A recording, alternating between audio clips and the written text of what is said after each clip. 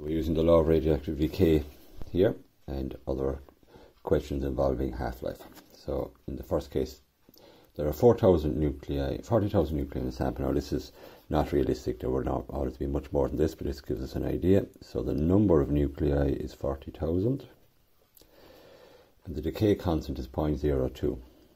Now again, this is much larger than normal, but remember that would be 2%. So effectively all that's happening is that we've been told that 2% of the nuclei decay. So that's what the law of radioactive decay formula effectively is. The number of the decay per second is the fraction of the decay per second multiplied by the total number. Simple as that. It's just you won't notice that normally because the numbers will be so small for decay constant and so on, and the frame will be so large. So we end up with 800 decays per second, but special term we've defined it, becquerel, so 800 becquerel. And that's it. That's the first one. Okay. Number 2. Now, this is more realistic numbers. So a mole of a sample, 6.02 by 10 to the 23. Okay, so that's how many nuclei. The chemists among us will be familiar with a mole. 6.02 by 10 to the 23. We mentioned it earlier. Has an activity of 4,000 becquerels, which is a really small activity. Okay, and it's decay constant we're looking for, and then we're also looking for the half-life. Okay, so we have enough information to use this. Remember, the minus we can ignore in the calculations.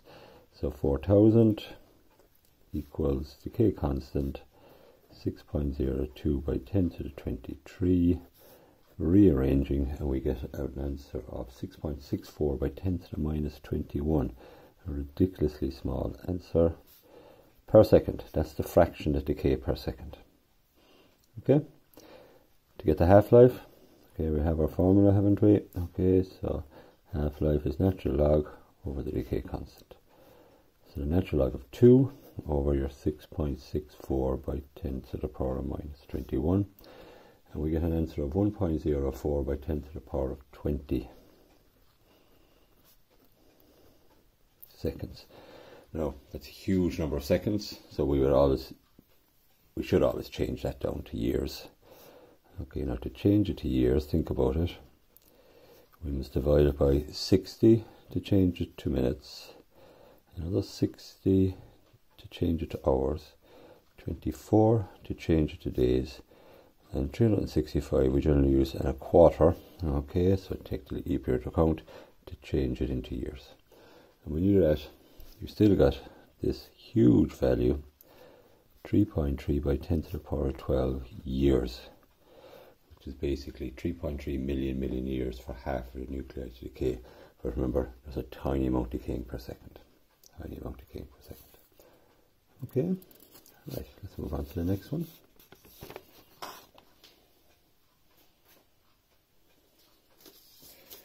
Right, now this one doesn't involve the use of the law of radioactive decay. You might think it does, but very quickly you realise that you don't have enough information. So an isotope has a half-life of 3 years. So the half-life is 3 years. Put in years because that's not the standard unit for time. What fraction of the nuclei will remain after 12 years? Okay, so to be pretty clear there, we can't use the law of radioactive decay, so we just have to use the idea of a half-life and our definition of a half-life. Okay, so after 3 years, so we can do it in this way. Okay, half is left. After another 3 years, which is after 6 years, half of that has decayed. So you multiply by half again. Now, this is the tricky one. After another 3 years, a lot of people will go to 12 years straight away. It's after every 3 years it halves. So it halves again. And after another 3 years it halves again.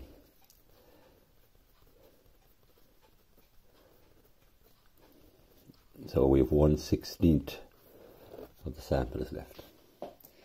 Okay. Alternatively, you can say, okay, I think that's quite a simple way of doing it, but it's a bit long-winded. Alternatively, you can look and say, okay, there are in 12 years,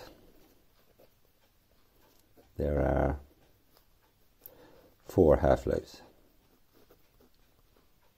Okay, so you'll be multiplying by a half 4 times, so it's a half to the power of 4, it's 1/16. Either method, perfectly acceptable. Yeah, you should know you're doing that kind of a question where you don't have very much information, you just have the half-life and the number of years. Okay, now comes a very nice one. Alright, and this is something that they ask occasionally.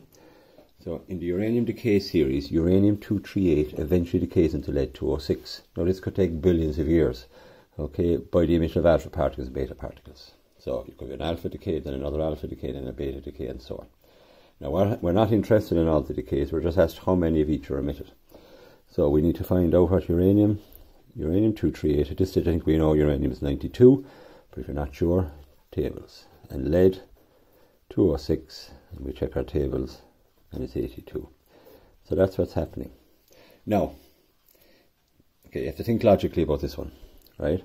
Think about it. The atomic number, if you have an alpha decay, the atomic number goes down 2. If you have a beta decay, it goes up 1. Okay, because remember alpha is 2, 4, and beta is minus 1, 0. Okay, so there's too much going on there for us to be able to sort out how many alphas and betas. But the top one, the mass number, is our friend. We'll write it down. Mass number is our friend. Only affected by alphas. Remember the beta particle, the beta decay has no effect on the mass number. So in this case we've lost 32 from mass number. Now that must be due to alphas. Each alpha is a loss of 4. So to find out how many alphas, we just divide 4 into 32. We get 8. So 8 alpha particles emitted. Right, that's fine. 8 alpha particles emitted. Second part then is how many betas. So what we do is we get the intermediate. So 92, 238. It has fallen. There's been 8 alphas emitted, which brings it to 206. 8 alphas is a fall of 16 in the atomic number. So this has now fallen to 76, and we'll call it element X. We're not interested in what it is. But then we also have to have beta decays, and we have to end up at lead 82, 206. So to go from 76 to 82, well, each beta is minus 1. This requires 6 beta particles. And we're done. Now, we can check our answer as such by writing it out in full. So you have uranium 92, 238. It decays into lead 82, 206. Remember, lead is called the daughter nucleus. This is called the parent nucleus. We have said there are 8 alphas, 8 He24, and we're saying there are 6 betas. Now let's check the principal conservation of charge and principal conservation of mass. The principal conservation of charge, the atomic number on the left should be the same as the right. So we have 92 here, we have 82, and 16, which is 98, minus 6, which is 92, it balances. The mass number on the left is 238, on the right is 206, plus 32, which is 238, it balances. We're in business. That's how you do it. So remember, you use the mass number first to get the number of alphas. Once you have the number of alphas, you're able to use the atomic number to get the number of betas.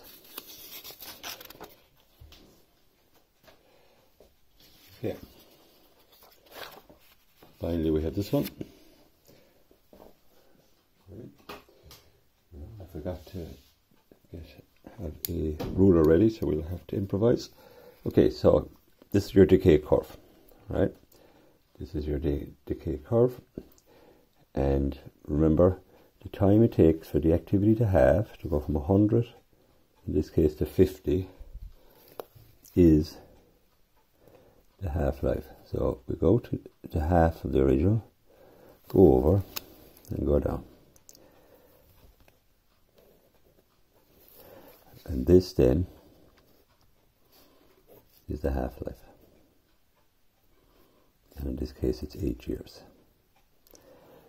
Now you didn't have to go from 100 to 50, you could have gone, let's say, from 60 to 30, or we'll just go from 50, which we're at, to 25. We'll see what it looks like. Okay. Right. Now in this case we're getting not such a great result. Let's look at it. Okay, in this case we're getting a half-life of 11. Now, they should actually be the same. So, not the best exponential curve. Okay, so exponential decay. So remember what you do. You take a value, get half its value, find the time interval between the two of those, and you have your answer.